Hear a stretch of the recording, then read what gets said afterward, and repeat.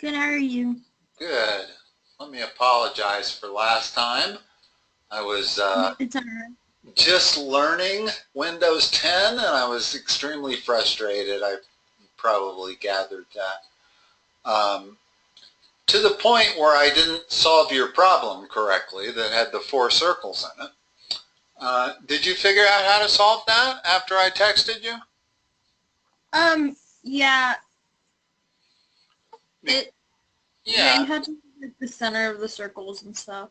right. If you connect the centers of the 3 circles at the top, you get an equilateral triangle whose Yeah. whose base is 2r. And that means you can figure out its height because you'll have a 30-60 triangle. It actually was a really, really good problem. And that was a classic problem. I'm saving that for a lot of people because you have to know about circles and you have to know about triangles, and a lot of geometry was in that problem. So I'm glad I did get a chance to look at it again. Let's see here. I think I have solved my issues. Let's see. Oh, zoom in. Wow, that's a different button. Okay. So you're like all other geometry students reviewing algebra for the last couple of weeks of the semester. Probably means you're done with new geometry material. I would. I think, I don't know, I think we're just doing this for like PSAT and stuff. Okay. Park. All right. Well, let's look at these starting from the top. How would you find the slope? Y2 minus Y1 over X2 minus X1. Yeah, hold on a moment. I'm still struggling a little bit, it looks like. What happened to my drawing tablet? Let me open it again. Sorry. There we go. Okay, so let's fill in the blanks. You're right that the slope is equal to y2 minus y1 over x2 minus x1. Let's make sure, I don't care about the number, but let's make sure you can fill in these numbers properly. So what does it become? For A. -7 minus 9. And then over -2 minus 6. Okay, let's just do that briefly. What's the numerator become? -16. -8. So that is what? 2. All right, cool. All right, all of those first A, B, C, and D are going to be the same. As long as you start with that formula, you'll be fine. Let's look at number 2. What's the slope on that line? 0. Number B, 2B. Undefined? Correct. It's actually infinity, if you think about it. Let's talk about that for just a second. That's a 0 slope. That's a slope of about 1/2. That's a slope of 1. But now that's a slope of 2, 5, 10, 1,000. The steeper that slope gets, the higher the slope is. So that when you actually get vertical, it's infinite. But they don't like to use the word infinity in geometry, so they call it undefined. So you might see that, or does not exist even. All three of those terms kind of mean the same thing, infinity. Okay. And that's something you'll get more into next year when you take Algebra 2 and then in pre-calc or trig or anything like that. You'll use infinity, the word, more. Right now they tend to want to say undefined. But it is infinite, and it's important to realize that it's a big, big number. Undefined means infinite. How about C? -1, -3. You're looking at this one here? Yeah. Ooh, I realized earlier that I have to point. If I just point, you can see my cursor, right? Yeah. But if I move it all around, you can't see it, right? No, I can. It's just kind Okay, of... but that's one difference between Windows 10 and my previous operating system. Is people could see my cursor, but I would move it around like that. And somebody told me today that as long as I leave it still, they can see what I'm pointing at. How are we going to find the slope on number C? You notice that they've marked off 2 points that are right on the grid. That point there and that point there. So figure out the slope between those 2 points. It goes up 1 and over 3. Okay, so what slope is that? 1/3. 1/3. Positive 1/3. And it's important to know the difference between positive and negative slopes. I actually have a student right now that's very, very bright, but he has a terrible time figuring out which slopes are positive and which slopes are negative. Do you have any problem with that? What's the slope on D? Positive or negative? It should be negative. Okay, good. Now let's figure out what it is and use the 2 points that they give you. Hold on, I'm trying to get that picture out of the way. Oh, there it goes. Okay. I got -4.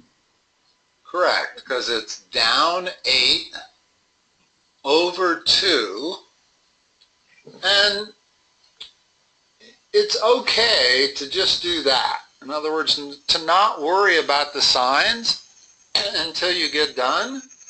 In other words, the slope you get is 4, and then if you look at it, you see that it's negative.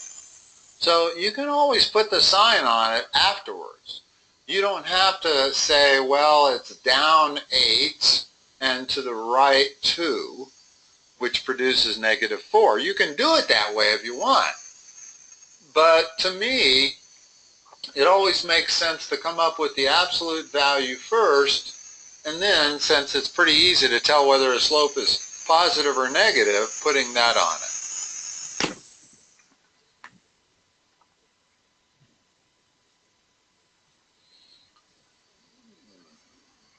I'm confused. Okay, I got it now. So, alright, let's do number 3 by me drawing a bunch of slopes and you telling me whether they're positive or negative.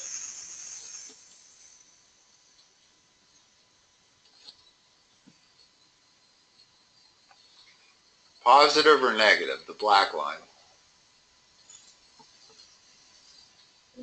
Positive. Nope. Notice that the black line goes from upper left to lower right. Oh, wait, what? That's, the one on the side? that's a negative slope, the black line that I've drawn here.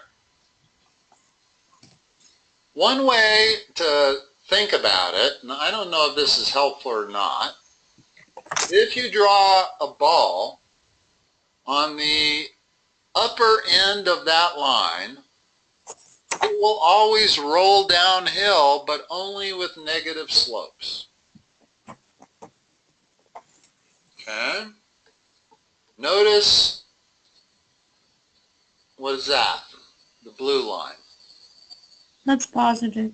Correct, because if I drew a ball there, it would not roll uphill. If it rolls downhill, it's negative. If it won't roll uphill, it's positive.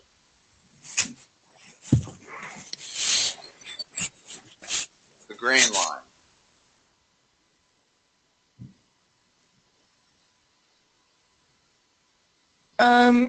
That's negative. Correct, because a ball would roll downhill. Notice I'm always drawing the ball on the upside of the line. If I drew the line like this, I'm always drawing the ball right there. Never drawing it on the right side of that line. So is that positive or negative? Which one? The red one? Uh-huh. That's positive. Correct, because it has to roll uphill. Kind of like this drawing program where I have all these colors. That's useful. All right, so we've pretty much answered number 3, right? In other words, we answered positive and negative. We didn't do undefined, but I think you know undefined by now is a vertical line, and zero slope is a horizontal line.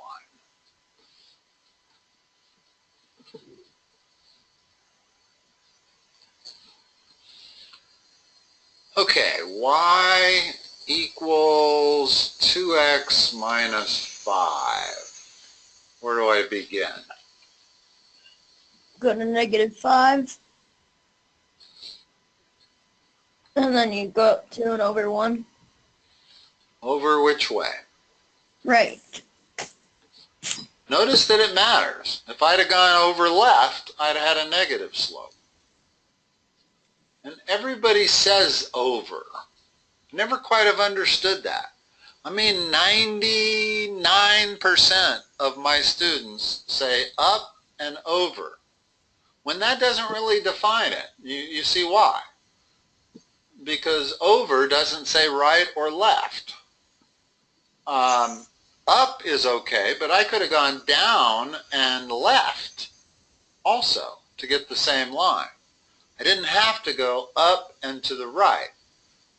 Like I said, it doesn't really matter as long as you end up with the right sign on that slope, and that clearly is a positive slope, so we're in good shape.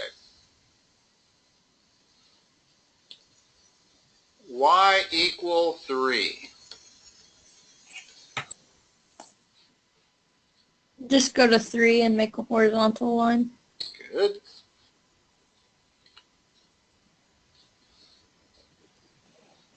Y equal negative 1/4 x plus 6.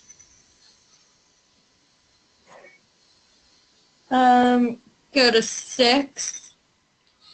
And then go down 1 and to the left 4. Hold on, if I go down 1 and to the left, I get this. What slope is that? Positive or negative?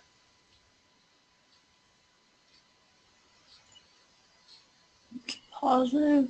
So the only thing I have to do is change the direction I went. I obviously went the wrong way. I got to go down and to the right 4. And that indeed is a negative slope because the ball would roll downhill. Remember, rolling down is negative. Rolling up is positive.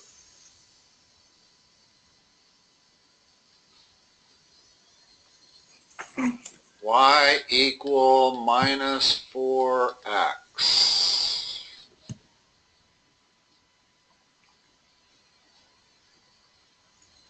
Oh. That's why it's on there.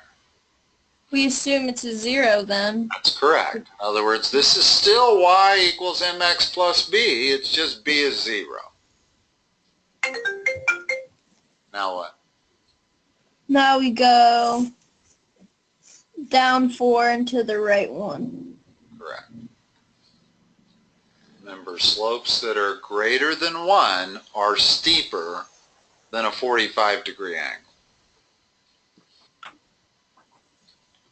All right.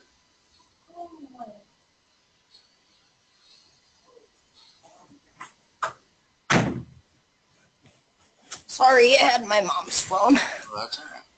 Y equal x plus 1. Okay, don't you do the same thing? Well, tell me everything. I mean, this looks trivial, but this has a hidden little problem in it that would trip some people up. You go to 1 and you go up 1 over 1? Yeah, the thing that might trip some people up is they wouldn't realize the m was 1. And it's a positive 1, so we want to make sure we have a positive slope.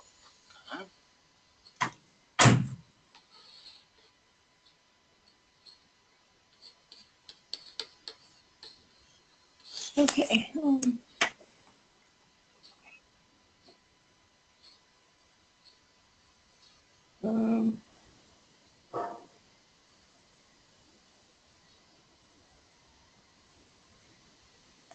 Okay, negative x equals negative 5. Y equal 3 was what kind of line? It's a horizontal, so this has to be vertical at negative 5. Correct. Like that. I know you know G. H is just a little different.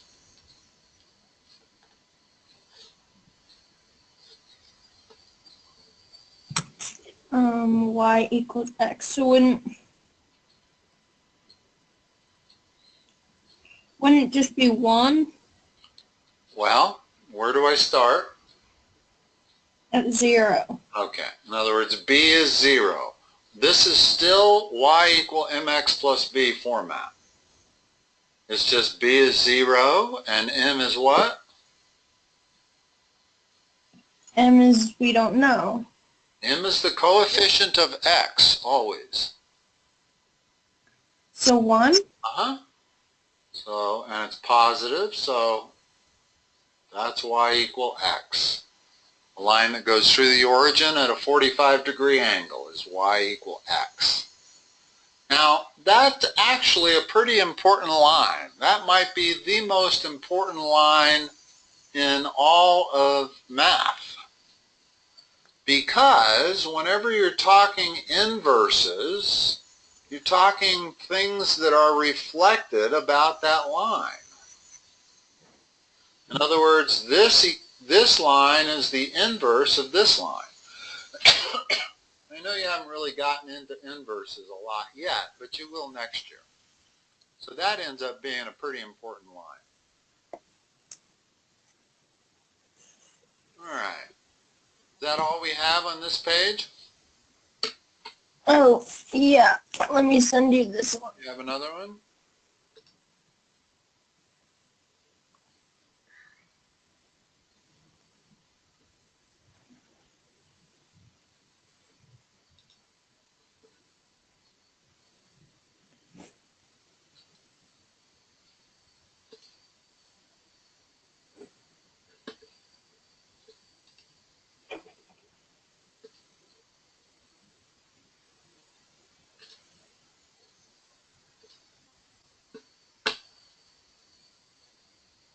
Okay. Should come soon.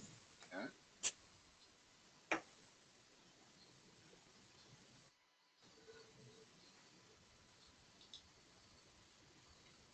And I do have a better way of opening these files now. I was at a complete loss. It's amazing how different Windows 10 is over Windows Vista, which was what I had been using. Oh, there it came in. If I just click on this thing, it opens right up. Well, this was the last one, wasn't it? No, it's just the backside. Right, but I mean the one I had open there was the other one that I had.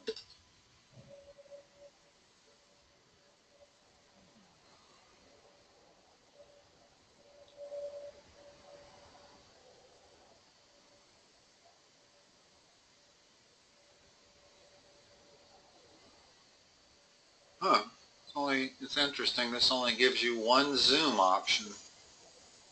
What does this say? Graph each linear function using the intercepts. All right, this is actually a pretty good problem here.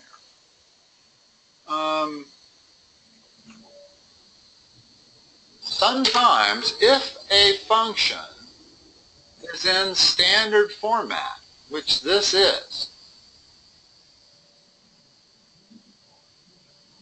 there's two ways to graph it. One way would be to solve for y and get it into y equal mx plus b format, right? But there's actually an easier way to graph it, and that is to graph the y-intercept and the x-intercept and connect those two dots. And then I don't have to worry about slope or anything else. What is the y-intercept going to be? -4. Okay, the y-intercept means what about x? What is true about x when I'm talking the y-intercept?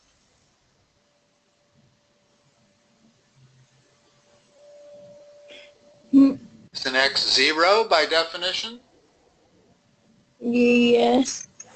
Okay, so if I let x be 0 here, I got minus 4y equal 12, so the y-intercept is -3.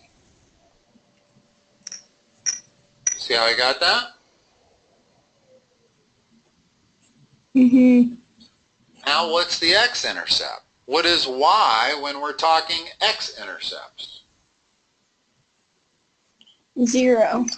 So if I let y be 0 here, I've got 3x equal 12, x is equal to 4. And I only need 2 points to draw a straight line.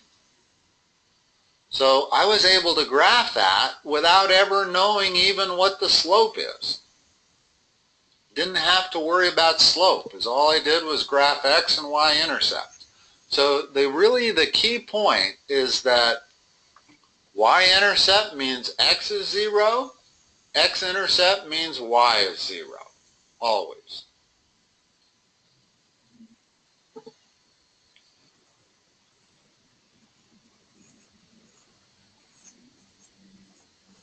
Now your turn. Okay. Tell me where the y-intercept is. So x equals 2 and y equals 5.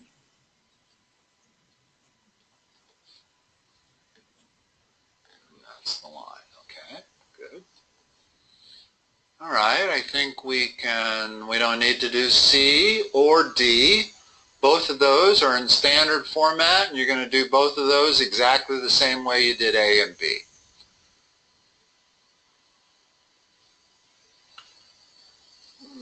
Let me see if any of these are different.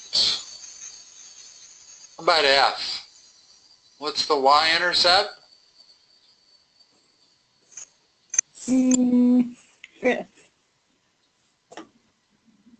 Y-intercept is 5. They're both 5. Correct. So then that's... What is that, a horizontal line?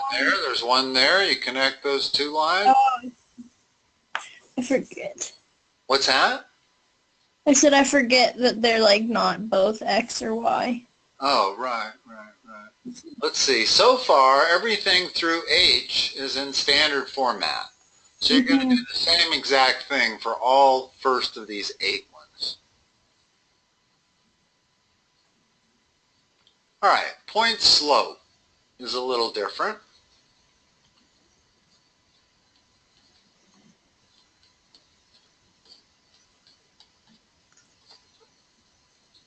Okay. Couple of ways to do this. All point slope, remember what point slope format is.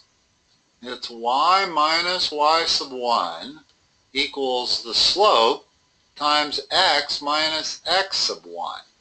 And you only have one point. In other words, you have an x sub 1 comma y sub 1, and you have a slope. So this is the point slope format. Okay? So whenever they give you it in point slope, it's always going to be a y plus or minus some number. That's the way it's always going to start. So I would say you can do these two ways. You can start with the point and go the slope from there. What's the point here that they're referring to? -2, -1. No, it's +2, +1. Oh, right. Because remember, it's y minus y sub 1. So y sub 1 has to be +1. And it's x minus x sub 1. So x has to be +2. And then what do I do from here?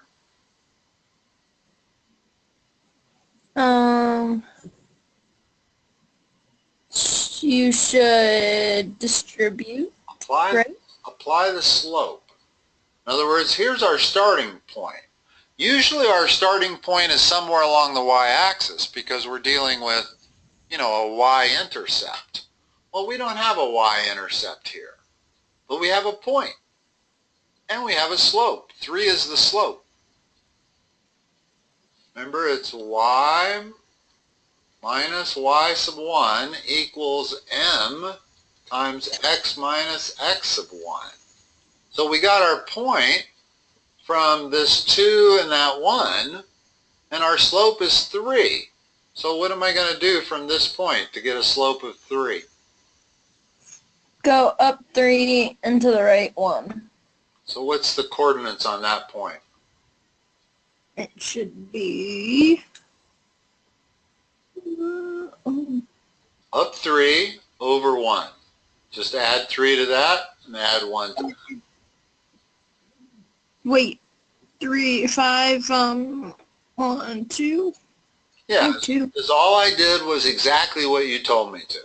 Oh, shoot. I went, ooh, I did it wrong, didn't I?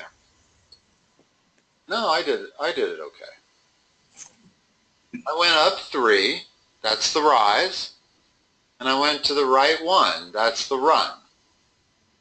It's rise over run, so there's our line right there. Why am I getting 4? 1, 2, 3, 4. Well, if you add 3 to 2, you get 5. Oh, that's wrong. And if you add 1 to 1, you get 2. In other words, you can do it just algebraically. If the slope is 3, rather than doing it graphically, find the next point, which would be up 3. My mistake. There's no wonder that you're confused when I make mistakes. The rise, which is 3, has to be added to the y coordinate. So there's the 4 that you were getting. The 1, or the run rather, which is 1, has to be added to the x coordinate. So the coordinates on that second point are 3, 4. Doesn't change the line. I had the line right, but I had the coordinates wrong. I mixed up the x and the y coordinates. Shouldn't it? Wait, what? Because when I count up 3, it gives me to 4 and then 2. Right. But notice that the first coordinate is the x coordinate. In other words, we're going up 3 and over 1, but that means our y coordinate goes up 3. So I go from 1 to 4. And then I'm going to the right 1, which means our x-coordinate goes from 2 to 3. It's confusing because they put the x-coordinate first, and yet when you think about slope, it's rise over run where the y-coordinate is first. See the difference? That's why it's a little confusing. It's because we're always talking about rise over run, but rise over run is delta y, the change in the y-coordinate over the change in the x-coordinate.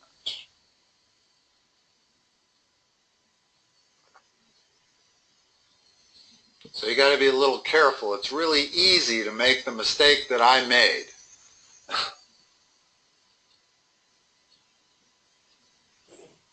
Okay, let's do one more of those. Just so, let me write this out. Whoops, sorry. Listen, I apologize. It's 8 o'clock, and I have an 8 o'clock. I kind of ran past our time without realizing it. Oh, that's okay. Good to go? I think you get this stuff, don't you? Yeah, it makes sense. Okay, cool. Quade, good luck. I'll talk to you next time. All right, thank you. Bye.